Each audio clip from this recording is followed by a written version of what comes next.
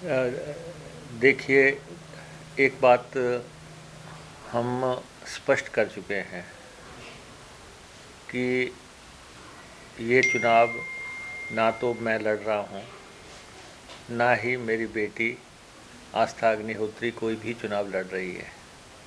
ये बिल्कुल स्पष्ट बात है और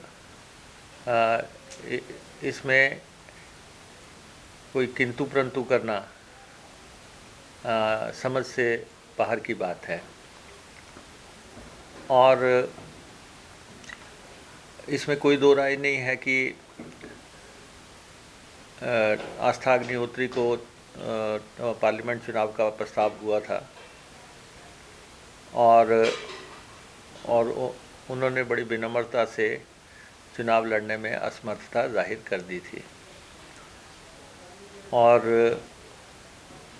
उन्हें गगरेट विधानसभा से चुनाव लड़ने का भी प्रस्ताव हुआ था, जिसे भी उन्होंने स्पष्ट तौर पे इनकार कर दिया था। तो प्रस्ताव जो हुए थे वो आए थे, वो आस्था अग्निहोत्री के लिए आए थे और दोनों प्रस्ताव जो है उन पे चर्चा होने के बाद उस पे विराम लग चुका है।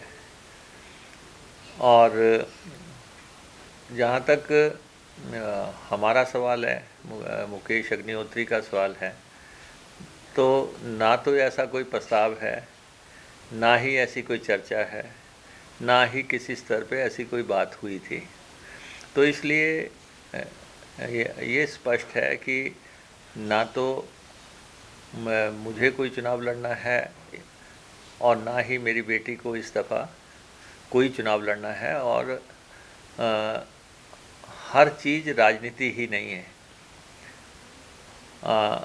हर व्यक्ति के जिम्मेवारियां भी हैं और हर व्यक्ति के जीवन के दूसरे मकसद भी हैं।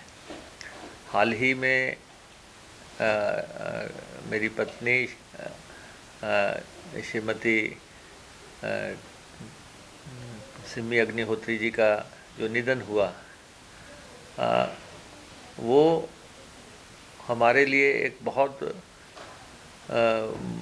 बड़ा जो नुकसान परिवार को हुआ है वो हमारे सामने है। हम उस परिस्थिति से जूझ रहे हैं। हमने पहली दफ़ा ही जैसे ही प्रस्ताव आया, हमने उसको बड़ी विनम्रता से उसी दिन असमर्थता उसमें जाहिर कर दी थी। तो उसके बाद अगर कोई पत्रकार विशेष कोई जो है टिकट घोषित कर दे, तो ये उन्हें देखना है। अपनी जो पत्रकार विशेष की जो क्रेडिबिलिटी है उसका उन्हें देखना है, क्योंकि टिकट तो 2-3 दिन में घोषित हो जाएगा, तो पता लग जाएगा कि टिकट किसको मिला है। और टिकट पत्रकार विशेष नहीं बांटा करते।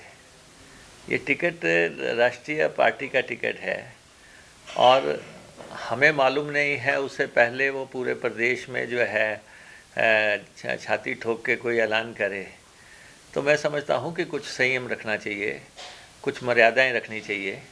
और हमारा तो, हम राजनीति के लोग हैं। हाँ, हमने 5 चुनाव जीते हैं और एक नहीं, सारे के सारे चुनाव जीते हैं। जैसा आपने कहा कि आपका नाम जो है सर्वे में नंबर 1 पे है, तो सर्वे में तो मैं पिछले 20-22 साल से नंबर 1 पे ही चल रहा हूँ। जब भी कोई सर्वे आएगा तो मेरा ही नाम आएगा। तो इसमें क्या बड़ी बात है कि कोई। और हाँ, ये अच्छी बात है कि सबसे पहले सर्वे ऐसे लोगों के पास पहुंच जाते हैं, हम तक पहुंचते नहीं हैं जिनसे जुड़ा हुआ मसला हो। लेकिन हम इस विवाद में नहीं पढ़ना चाहते। सबको लोकतंत्र है, सबकी अभिव्यक्ति का अधिकार है सबको। लेकिन मैं अगर चुनाव लड़ने के लिए ना तो कोई मैं राजनीति में ऐसे स्थान पे हूँ, ना तो मुझे चुनाव लड़ने के लिए कोई बाध्य कर सकता है, ना विवश कर सकता है, ना कोई चुनाव मेरे पर थोप सकता है। और मैं राजनीति अपने मन की करता हूँ, अपनी शर्तों पे करता हूँ और अपने हिसाब से करता हूँ।